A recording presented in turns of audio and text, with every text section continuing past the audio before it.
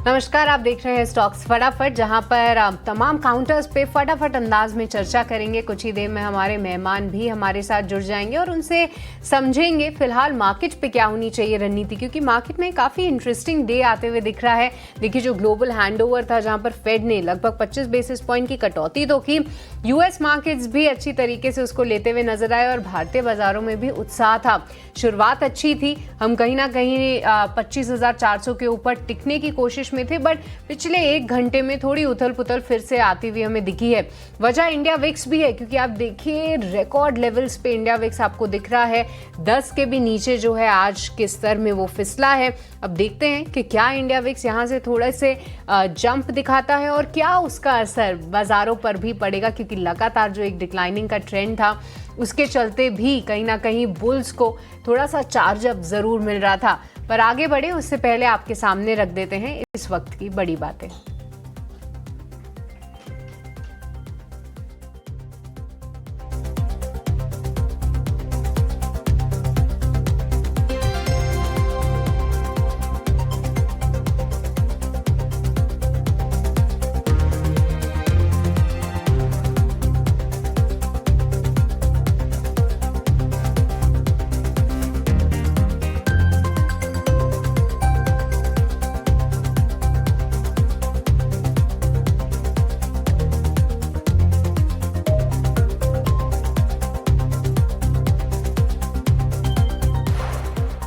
चलिए, ढेर सारे काउंटर्स हैं जिन पे चर्चा करनी है, पर पहले स्वागत करते हैं हमारे आज के खास मेहमान का। हमारे साथ अमोल अठावले जुड़ चुके हैं। अमोल जी, आपका बहुत बहुत स्वागत है 18 स्वदेश पे। तो अमोल जी, हमेशा की तरह ढेर सारे काउंटर्स पे चर्चा करेंगे और मार्केट पे भी आपकी रणनीति जानेंगे, पर उससे पहले आपको कॉन्ग्रेचुलेशंस बोलना चाहूंगी, क्योंकि देखिए दिन भर की कई सारी कॉल्स रहती हैं, कुछ याद रहती हैं कुछ नहीं, पर मुझे खास तौर से याद है आपने कल शो के दौरान आई थिंक इटर्नल की कॉल ऑप्शन के लिए आपने खरीदारी की राय दी थी। वो कौन सा स्ट्राइक था ये मुझे एग्जैक्टली नहीं ध्यान है, बट इटर्नल आज ऐसे बाजार में भी स्टॉक टॉप गेनर बना हुआ है, लगभग 2% की यहाँ पर तेजी है। तो सबसे पहले उसके लिए कॉन्ग्रेचुलेशंस। और अब बताइए कि मार्केट पर क्या व्यू होना चाहिए। नमस्ते and good afternoon, thank you so much. वो इटर्नल में 330 का कॉल ऑप्शन दिया था, आई गेस वो मोमेंटम मार्केट का स्ट्रांग था और फॉर्मेशन भी काफी स्ट्रांग था, तो पॉजिटिव एक्टिविटी कंटिन्यू होता हुआ हमने देखा। मार्केट की तरफ अगर हम बढ़ते तो मुझे लगता है 9 या 10 दिन की कंसिस्टेंट रैली के बाद आज थोड़ा सा ऊपरी लेवल पे दबाव देखने को मिल रहा है। हालांकि इंट्राडे करेक्शन ही ज्यादा लग रहा है, ऐसे कोई बड़ा रिवर्सल के साइंस अभी मार्केट में नहीं दिख रहे। लेवल्स की अगर हम बात करें निफ्टी में, तो इंट्राडे बेसिस पे अगर मैं देखता हूं तो हायर बॉटम सपोर्ट प्लेस है अराउंड 25,250 25,300 के आसपास। सो आने वाले दिनों में एक प्रॉमिसिंग सपोर्ट जोन रहेगा ट्रेडर्स के लिए। जब तक उसके ऊपर है पॉजिटिव मोमेंटम कंटिन्यू रहेगा। On the higher side immediate जो रेजिस्टेंस है वो 25,500 का रहेगा। वो अगर सक्सेसफुली क्रॉस होता है तो मार्केट में बुलिश मोमेंटम और बढ़ते हुए हम देख सकते हैं। बैंक निफ्टी में भी अगर हम देखते हैं तो बैंक निफ्टी में भी पॉजिटिव सेटअप ही है। डेली और इंट्राडे चार्ट्स पे हायर बॉटम फॉर्मेशन स्टॉक ने मेंटेन रखा है। ट्रेंड फॉलोइंग ट्रेडर्स के लिए मुझे लगता है 25,350 और 55,400 एक क्रूशियल सपोर्ट जोन रहेगा। अबाउट द सेम अगर रहता है तो मार्केट में जो बैंक निफ्टी में पॉजिटिव मोमेंटम है वो भी कहीं ना कहीं कंटिन्यू होता हुआ हम देख सकते हैं। ऑलराइट, तो ये नज़रिया फिलहाल निफ्टी और निफ्टी बैंक पर आता हुआ, तो देखिए थोड़ी सी वॉलेटिलिटी आती हुई दिख रही है। पर अमोल जी, एक जो दूसरा इंडेक्स है इंडिया विक्स, इसको भी क्लोजली ट्रैक कर रहे हैं, अब रिकॉर्ड लेवल्स पे आता हुआ दिख रहा है। 10% के भी नीचे फिसला था शुरुआती सेशन में। क्या इसको लेकर मार्केट पे कोई व्यू लेना चाहिए, क्योंकि आमतौर पे देखिए जब ये गिरता है तो बुल्स थोड़े से चार्ज अप रहते हैं, पर ये बढ़ने पर आता है तो कई बार हमने ऐसे इंस्टेंसेस पे देखा है कि मार्केट पे थोड़ा प्रेशर रहता है। बट यहाँ से आपको क्या लगता है इंडिया विक्स क्या इंडिकेशन दे रहा है?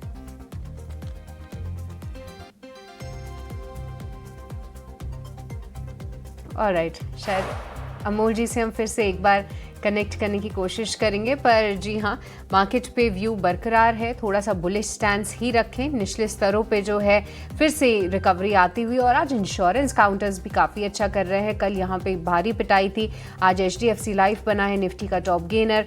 साथ ही साथ इटर्नल, सन फार्मा और IT पैक में से इन्फोसिस लीड करता हुआ दिख रहा है। तो भरपूर एक्शन है कई सारे काउंटर्स पे और कई सारों पर खबरें भी आई हैं। तो आइए शुरुआत करते हैं और एक एक करके जो है आपके सामने खबरों वाले शेयर्स रखेंगे और फिर अमोल से समझेंगे क्या करना है। नैटको फार्मा आज के फटाफट स्टॉक का पहला काउंटर, जहां पर ये खबर आई है कि यूएस एफडीए ने जो है इनके एक हैदराबाद के प्लांट की इंस्पेक्शन पूरी कर दी है। यहां पर कोई भी आपत्तियां जारी नहीं की गई हैं और इनको EIR मिलता हुआ नजर आया है और इसके चलते जो है आप देखेंगे स्टॉक में एक्साइटमेंट 3% की तेजी। नैटको फार्मा हाल फिलहाल नतीजे जब इसके आए थे तो कुछ बहुत ज़्यादा इसमें निराशा नहीं दिखी थी और आज ये प्लांट की मंजूरी के बाद ये स्टॉक में फिर से एक अच्छा एक्शन, बट ऊपरी स्तरों से जी हाँ करेक्शन तो हावी हुआ ही है। आप देखेंगे तो जुलाई के आसपास ये लगभग 1000 के भी ऊपर ट्रेड करता था, अब 800 850 के लेवल्स के पास है। पर अमोल, आपसे समझना चाहेंगे, हम नैटको फार्मा के बारे में डिस्कस कर रहे थे, कहीं ना कहीं आज 3% का जो उछाल है उसका कई सारा एक्साइटिंग फैक्टर जो है वो उनके प्लांट को क्लीन चिट मिलना भी है।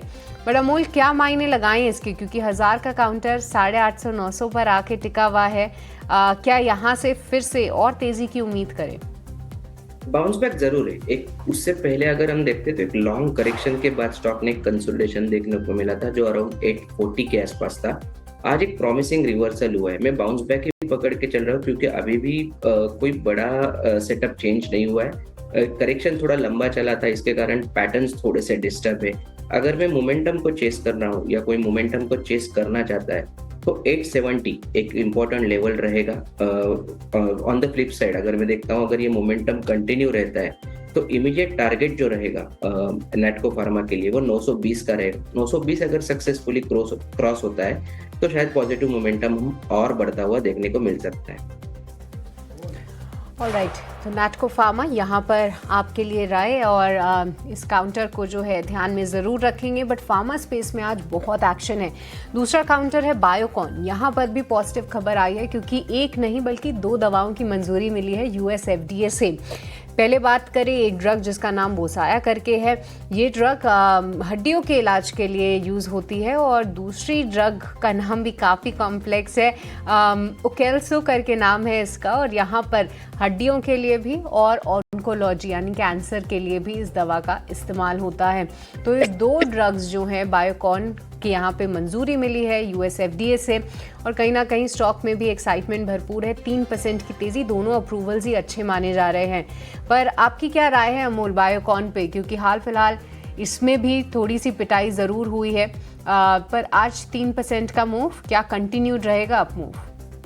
काफी इंटरेस्टिंग फॉर्मेशन है। एक तो एक बड़े करेक्शन के बाद अगर हम देखते हैं तो 200 डे सिंपल मूविंग एवरेज के पास स्टॉक कंसिस्टेंटली सपोर्ट ले रहा है। अगर लेवल्स के हिसाब से देखेंगे तो 355 ये एक सपोर्ट जोन बना हुआ है। ऑन द हायर साइड अगर मैं देखता हूँ तो 370 एक कंसिस्टेंट रेजिस्टेंस जोन बना हुआ है। वहीं पे अगर हम देखते हैं तो 50 डे सिंपल मूविंग एवरेज भी आ रहा है। सो एक रेंज में फंसा हुआ है। जरूर आज रिवर्सल हुआ है बट मुझे लगता है कि अभी भी रेंज बाउंड जो टेक्सचर है पोजिशनल पॉइंट ऑफ व्यू से वो कहीं ना कहीं कंटिन्यू होने के चांसेस चार्ट्स पे ज्यादा दिख के आ रहे।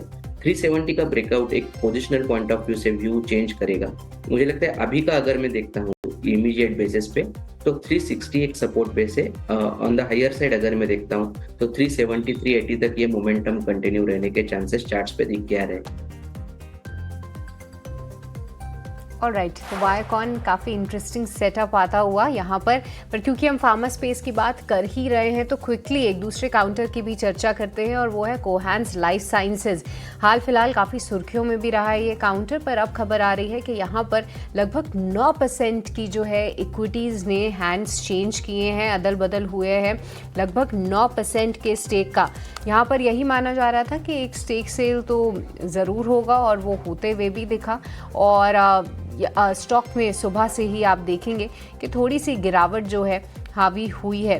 पर इस काउंटर की खास तौर से बात करें तो यहाँ पर कौन इस पूरी ब्लॉक डील में अपनी हिस्सेदारी बेचेंगे, इस पर भी कुछ नाम ज़रूर सामने आए थे, जहाँ पर जिस्मिराल होल्डिंग लगभग 5% की इक्विटीज़ बेचने वाले थे 900 रुपये के भाव पे, जो कि 7% डिस्काउंट पे था। बट उसके बाद हल्का रिकवर हुआ है काउंटर। बट आप चार्ट्स पे कैसे देख रहे हैं अमोल, क्या रीडिंग है वहाँ पे? काफी वोलाटाइल है और कोई डायरेक्शन आइडेंटिफाई करना डेली चार्ट्स पे या शॉर्ट टर्म बेसिस पे जरा मुश्किल है। एक तो वीकली बेसिस पे देखेंगे तो स्टॉक में कंसिस्टेंटली लोअर टॉप फॉर्मेशन बना हुआ है और जो भी मोमेंटम आ रहा है दोनों तरफ के मूवमेंट्स देखने को मिल रहा है और जो रेंज ओपन किया है स्टॉक वो भी काफी बड़ा रेंज ओपन किया है।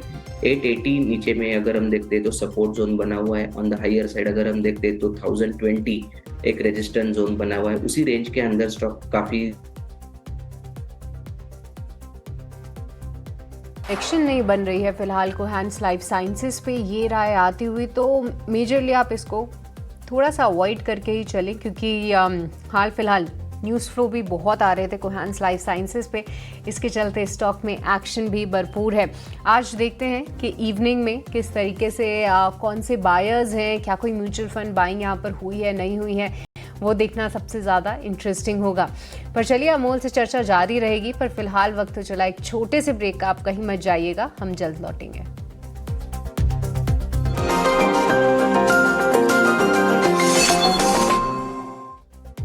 ऑलराइट, ब्रेक के बाद आपका स्वागत है। ढेर सारे काउंटर्स पे आप देख रहे हैं कि एक्शन है, खबरों के लिहाज से उन पे चर्चा जारी है। पर इससे पहले आपको बता दें कि क्या होनी चाहिए आपकी मुनाफे की रणनीति जब आप ऑप्शन सेगमेंट में अगर ट्रेड ले रहे हैं। तो रुक करेंगे हमारे अगले सेगमेंट का।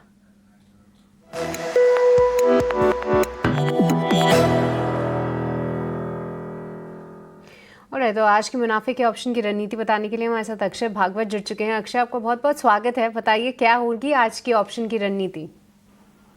जी गुड आफ्टरनून सृष्टि जी। तो ऑप्शन की रणनीति आज के लिए प्राइवेट बैंक में हमने एयू बैंक को चुना है। बैंकिंग में काफी मोमेंटम गए 2 दिन से दिख पा रहा है और जो टेक्निकल्स और डेरिवेटिव्स का सेटअप एयू बैंक में बन पा रहा है वहाँ पे अच्छी शॉर्ट टर्म की तेजी दिख पा रही है।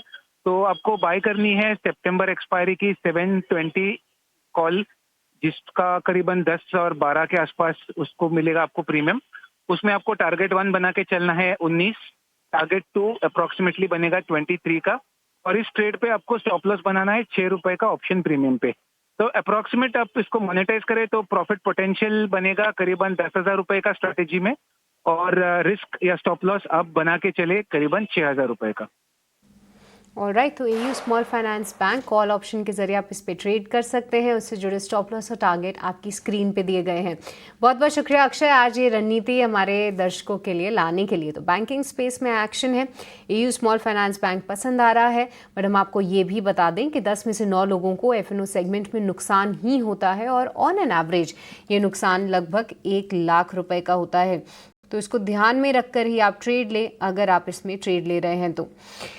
पर चलिए हमारे साथ अमोल लगातार बने हुए हैं। अमोल, आपसे समझना चाहेंगे कि बताइए आपकी स्टॉक कॉल्स कहाँ पर हैं, कहाँ देख पा रहे हैं आप, एक्शन कहाँ है आपकी नज़र? 2 स्टॉक के ऊपर है, पोजिशनल पॉइंट ऑफ व्यू से ही देख रहा हूँ। पेटीएम के साथ जाना चाहूंगा, 1225 के आसपास है, पोजिशनली टारगेट निकल के आ रहे 1315 के, स्टॉप लॉस रहेगा उसका 1195 का। एक रैली के बाद एक डिसेंट करेक्शन हुआ है, स्टॉक में कंसोलिडेशन देखने को मिल रहा है। कंसोलिडेशन फॉर्मेशन पॉजिटिव है, मुझे लगता है रिवर्सल फॉर्मेशन अगर कंटिन्यू होता है तो पेटीएम में एक पोजिशनल पॉइंट ऑफ व्यू से फ्रेश अप ट्रेंड रैली आने के चांसेस काफी ब्राइट लग रहे हैं। दूसरा रैलीज के साथ जाना चाहूंगा, 339 340 के आसपास चल रहा है, 370 के टारगेट है और 330 उसका स्टॉप लॉस रहेगा। एक डिसेंट करेक्शन के बाद स्टॉक में साइंस ऑफ रिवर्सल दिख रहे। 330 एक प्रॉमिसिंग सपोर्ट जोन है, अगर वो सस्टेन होता है तो रैलीज में एक फ्रेश अप ट्रेंड रैली आने के चांसेस डेली चार्ट्स पे दिख के आ रहे हैं। ऑलराइट, तो 2 कॉल्स आती हुई और दोनों ही काफ़ी इंटरेस्टिंग नेम है, हाई बीटा काउंटर्स है, पर पोजिशनल ट्रेड जो है अमूल आपके लिए लेकर आए हैं पेटीएम और रैलिस, दोनों में ही खरीदारी की राय और उससे जुड़े स्टॉप लॉस और टारगेट्स भी आपकी स्क्रीन पे दिए हैं। पर अमोल, चलिए इसी के साथ इस शो को यहीं पे समाप्त करने का वक्त हो चला है। बहुत बहुत शुक्रिया, आज आपने फिर से हमारे लिए वक्त निकाला और ढेर सारे काउंटर्स पे चर्चा भी की। पर चलिए इसी के साथ हम भी लेंगे आपसे अलविदा, पर आप कहीं मत जाइएगा क्योंकि ब्रेक के उस पार तमाम मार्केट का एक्शन कंटिन्यू रहेगा ईटीना स्वदेश पे। नमस्कार।